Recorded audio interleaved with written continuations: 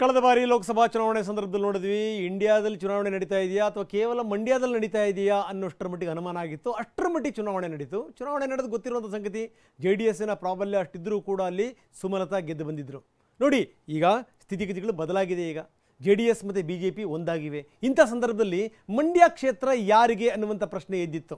ಪದೇ ಪದೇ ಸುಮಲತಾ ಹೇಳ್ತಾ ಇದ್ರು, ನಾನು ಯಾವುದೇ ಕಾರಣಕ್ಕೂ ಮಂಡ್ಯ ಬಿಟ್ಟು ಎಲ್ಲೂ ಹೋಗಲ್ಲ ಅನ್ನುವಂಥ ಮಾತನ್ನು ಅವ್ರು ಹೇಳ್ತಾನೆ ಇದ್ರು. ಯಾಕೋ ಇದು ಸರಿ ಬರ್ತಿಲ್ಲ ಅಂತ ಕುಮಾರಸ್ವಾಮಿ ಅವ್ರಿಗೂ ಕೂಡ ಗೊತ್ತಾಯಿತು.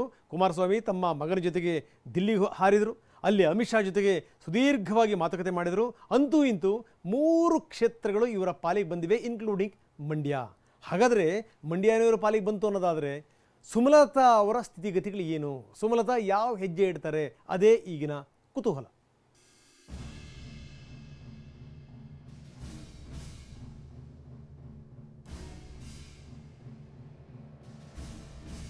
ಬಿಜೆಪಿ ಇಲ್ಲಿ ಸೀಟ್ ಉಳಿಸ್ಕೋಬೇಕು, ನಾನು ಮಂಡ್ಯದಿಂದಾನೇ ನಾನು ನಿಂತ್ಕೋಬೇಕು.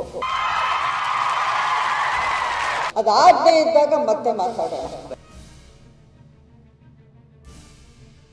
ಜಿದ್ದು ಇಲ್ಲೇ ನಿಲ್ಬೇಕು, ಇಲ್ಲಿಂದಲೇ ಗೆಲ್ಲಬೇಕು ಅನ್ನೋ ಜಿದ್ದು. ಸ್ವಾಭಿಮಾನದ ಕಹಳೆ ಊದಿ ಸಕ್ಕರೆ ನಾಡಲ್ಲಿ ಗೆದ್ದು ಬೀಗಿದ್ದ ಸುಮಲತಾ ಮತ್ತೊಮ್ಮೆ ಅದೇ ಕ್ಷೇತ್ರದಲ್ಲೇ ಗೆಲುವಿನ ಮುತ್ತಿಕ್ಕಬೇಕನ್ನೋ ಹಠದಲ್ಲಿದ್ರು. ಇಡೀ ಹಠದಿಂದ ಮಂಡ್ಯ ಬಿಜೆಪಿ ಟಿಕೆಟ್ ಮೇಲೆ ಕಣ್ಣಿಟ್ಟಿದ್ರು. ಪದೇ ಪದೇ ಬಿಜೆಪಿ ಮಂಡ್ಯವನ್ನ ಉಳಿಸಿಕೊಳ್ಬೇಕಂತ ಹೇಳ್ತಿದ್ರು. ಮಂಡ್ಯ ಅಂತ ಏನಕ್ಕೆ ಸ್ಟಿಕ್ ಆನ್ ಆಗ್ತೀನಿ ಅಂದ್ರೆ ಆ ಋಣ ಇದೆ, ಆ ಒಂದು ಎಮೋಷನಲ್ ಕನೆಕ್ಷನ್ ನನಗಿದೆ. ಯಾವಾಗ ಸುಮಲತಾ ಹೋದಲ್ಲಿ ಬಂದಲ್ಲಿ ಮಂಡ್ಯ ಬಗ್ಗೆ ಮಾತನಾಡಲು ಹೆಚ್ಚು ಮಾಡಿದ್ರು, ದಳಪತಿ ಅಲರ್ಟ್ ಆಗಿದ್ದಾರೆ.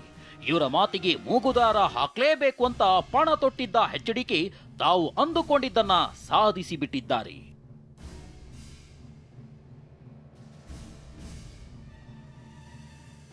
ಸೀಟು ಹಂಚಿಕೆ ವಿಷಯದಲ್ಲಿ ಮೇಲುಗೈ ಸಾಧಿಸಿದ ದಳಪತಿ.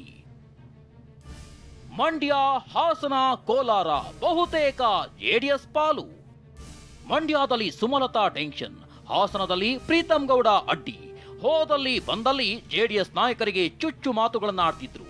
ಏನೇ ಆಗ್ಲಿ ಮಂಡ್ಯ, ಹಾಸನ ಕ್ಷೇತ್ರವನ್ನ ಬಿಜೆಪಿ ಉಳಿಸಿಕೊಳ್ಬೇಕು ಅಂತ ಹೇಳ್ತಿದ್ರು. ಆದ್ರೆ ಇದಕ್ಕೆಲ್ಲ ದಳಪತಿ ಪೂರ್ಣ ವಿರಾಮ ಇಟ್ಟಿದ್ದಾರೆ. ನಿನ್ನೆ ದೆಹಲಿ ಪ್ರವಾಸ ಕೈಗೊಂಡಿದ್ದ HD ಕುಮಾರಸ್ವಾಮಿ ಪುತ್ರ ನಿಖಿಲ್ ಸಮೇತ ಇವತ್ತು ಗೃಹ ಸಚಿವ ಅಮಿತ್ ಶಾರನ್ನ ಭೇಟಿಯಾಗಿದ್ದಾರೆ. ಸಭೆಯಲ್ಲಿ 3 ಕ್ಷೇತ್ರಗಳು ಅಂದ್ರೆ ಮಂಡ್ಯ, ಹಾಸನ ಮತ್ತು ಕೋಲಾರ ಕ್ಷೇತ್ರವನ್ನ JDSಗೆ ಬಿಟ್ಟು ಕೊಡುವಂತೆ ಹೇಳಿದ್ದಾರಂತೆ. ಇದಕ್ಕೆ ಅಮಿತ್ ಶಾ ಒಪ್ಪಿಗೆ ಸೂಚಿಸಿದ್ದಾರೆ ಎನ್ನಲಾಗ್ತಿದೆ. ಅಷ್ಟಕ್ಕೂ ಸಭೆಯಲ್ಲಿ ಏನೆಲ್ಲ ಚರ್ಚೆ ಆಯ್ತು ಅನ್ನೋದನ್ನ ನೋಡೋದಾದ್ರೆ, ಅಮಿತ್ ಶಾ ಜೊತೆ HDK ಸುಮಾರು 20 ನಿಮಿಷಗಳ ಕಾಲ ಚರ್ಚೆ ನಡೆಸಿದ್ದಾರೆ. ಈ ವೇಳೆ ರಾಜಕೀಯ ಸ್ಥಿತಿಗತಿ ಬಗ್ಗೆ ಉಭಯ ನಾಯಕರು ಚರ್ಚೆ ನಡೆಸಿದ್ರು. ಸಭೆಯಲ್ಲಿ ಮಂಡ್ಯ, ಹಾಸನ, ಕೋಲಾರ JDSಗೆ ಬಿಡಲು ಅಮಿತ್ ಶಾ ಒಪ್ಪಿಕೊಂಡಿದ್ದಾರೆ ಎನ್ನಲಾಗ್ತಿದೆ. ಇನ್ನು ಬೆಂಗಳೂರು ಗ್ರಾಮಾಂತರ, ತುಮಕೂರು ಲೋಕಸಭಾ ಕ್ಷೇತ್ರದಲ್ಲಿ JDSಗೆ 1 ಸ್ಥಾನ ಬಿಟ್ಟುಕೊಡಲು ಬಿಜೆಪಿ ಹೈಕಮಾಂಡ್ ಒಲವು ಹೊಂದಿದೆಯಂತೆ. ಇದರ ಜೊತೆಗೆ ಹಾಸನ, ಮಂಡ್ಯ ಟಿಕೆಟ್ ಹಂಚಿಕೆ ವಿಚಾರದಲ್ಲಿ ಬಿಜೆಪಿ ನಾಯಕರು ಅನಗತ್ಯ ಹೇಳಿಕೆ ನೀಡದಂತೆ ಸೂಚಿಸಿ ಅಂತ ಮನವಿ ಮಾಡಿಕೊಂಡಿದ್ದಾರೆ.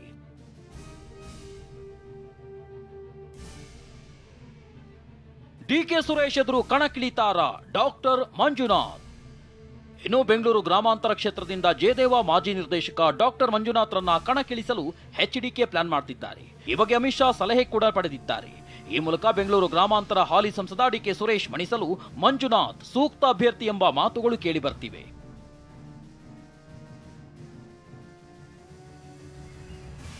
JDS ತೆಕ್ಕೆಗೆ ಸಕ್ಕರೆ ನಾಡು, ಏನ್ ಮಾಡ್ತಾರೆ ಸುಮಲತಾ?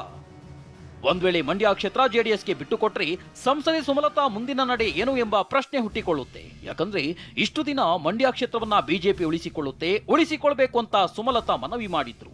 ನನ್ನ ನಿಲುವು ಏನು ಅನ್ನೋದನ್ನ ಅವ್ರಿಗೆ ಸ್ಪಷ್ಟವಾಗಿ ನಾನು ಹೇಳಿದ್ದೀನಿ, ಅವ್ರಿಗೂ ಗೊತ್ತಿದೆ. ನಾನು ಮಂಡ್ಯ ಬಿಜೆಪಿ ಇಲ್ಲಿ ಸೀಟ್ ಉಳಿಸ್ಕೋಬೇಕು, ನಾನು ಮಂಡ್ಯದಿಂದಾನೇ ನಾನು ನಿಂತ್ಕೋಬೇಕು, ಅಷ್ಟೇ ನಾನು ಹೇಳಿದ್ದೀನಿ. ನನಗೆ ಪಾಸಿಟಿವ್ ಕಾನ್ಫಿಡೆನ್ಸ್ ಇದೆ. ನಾನು ಹೇಳಿದ್ದೀನಿ ಬಿಜೆಪಿ ಈ ಸೀಟ್ನ ಉಳಿಸ್ಕೊಳ್ತಾರೆ ಅನ್ನೋ ಕಾನ್ಫಿಡೆನ್ಸಲ್ಲಿ ನಾನಿದ್ದೀನಿ. ಅದಾಗದೇ ಇದ್ದಾಗ ಮತ್ತೆ ಮಾತಾಡೋಣ. ಸಂಸದ ಶ್ರೀನಿವಾಸ್ ಪ್ರಸಾದ್ ನಿವಾಸಕ್ಕೆ ವಿಜಯೇಂದ್ರ ಭೇಟಿ.